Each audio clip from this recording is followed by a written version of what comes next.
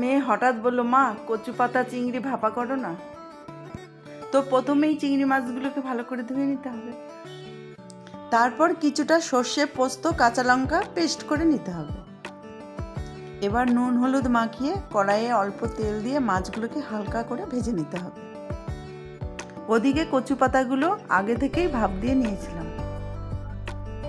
এবার tiffin কৌটে paste করা মশলা ও ভাজা চিংড়ি মাছটা দিয়ে দিলাম।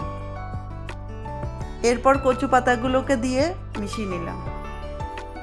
এই রেসিপিটা কড়াইতেও করা যায়, কিন্তু ভাপানো হবে বলে আমরা টিফিন কৌটোতে করছি।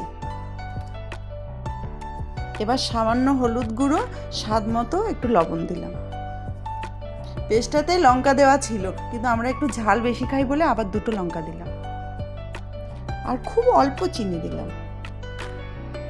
এবার ওপর থেকে কাঁচা সর্ষের তেল দিয়ে মিশিয়ে নিতে হবে। এবার কড়াইতে অল্প জল দিয়ে টিফিন কৌটোটা বসিয়ে দিলাম। ভাপাতে 10-15 মিনিট লাগবে। দেখো বন্ধুরা, কচু পাতা চিংড়ি ভাপা রেডি। তোমরা বাড়িতে এভাবে বানিয়ে দেখতে পারো। ভালো লাগলে লাইক, শেয়ার, সাবস্ক্রাইব।